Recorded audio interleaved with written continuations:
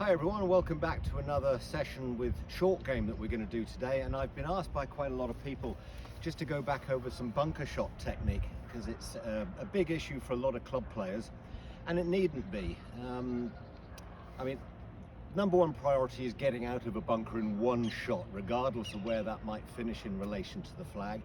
And you often see people sort of thrashing around in bunkers, taking 4 or 5, not scoring in a Stableford competition or wrecking a medal card, and they're here all day burying themselves and all sorts of things go wrong.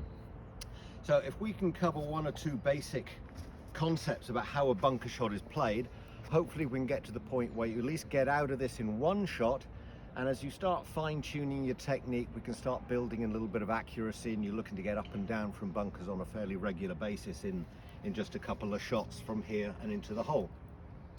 Now, a lot of people, it might come as a bit of a surprise to experienced golfers, a lot of people still have the idea that they're actually making direct contact onto the golf ball with the club head. It's the one shot in golf where we're not looking to do that. You're actually going to fat the shot intentionally. As a very rough guide, depending on the type of sand you're playing from and the sort of bunker shot you've got, you're going to be entering the sand a good 1 to 2 inches back behind the golf ball.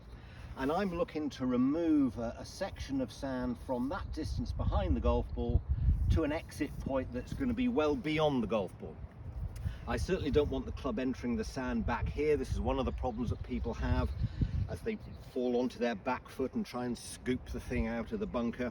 The club then goes into the sand, comes back out of it and goes into the golf ball, and you've thinned it into the bank or miles over the other side of the green. Often you'll see people in the deeper bunkers, they're thinning these shots up and down into the bank, they're backwards and forwards, and they get frustrated and they're thrashing around like someone who's stuck their fingers in a light socket. And it's a card wrecker. So let's get to the idea of what goes on in a bunker shot. Set up position, I'm going to work my feet into the sand, so I've got a good base grip here into the ground. I'm going to carry quite a bit of knee flex because I want to lower myself down towards the golf ball, which is going to give me quite a shallow angle of attack through the ball. I don't want anything that's going to be up and down like I'm clubbing seals to death. I want quite a shallow angle of attack through here, which means the club can get through the sand easily enough. And that's a major thing in bunker shots. Again, we don't want this thrashing and leaving the club down in the sand here. The sand disperses, the ball just flops in front of you, and you're stuck in there for a second and third attempt. So set up position, I'm going to distribute my weight fairly evenly on both feet. Quite a wide stance, again that helps to shallow out the angle of the club coming back through the golf ball. Work the feet into the sand. My club face is slightly open, but it's aligned to the target. It's open in relation to how I am standing because my alignment is well to the left of the target. That gives me a chance to hit slightly across the back of the golf ball, so that weakens off the blow and it gives it a nice sort of floating effect into the bunker shot.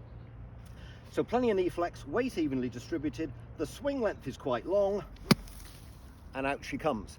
I get the club through the sand because of that shallow angle of attack going through the shot. Work the feet in, club face is open, plenty of knee flex, wrist hinge into the backswing, out she comes. Let's keep going. Shallow. Caught that one thin a little bit, gone a bit too far. Gonna get the odd one. Work the feet in, open the club face, splash the sand.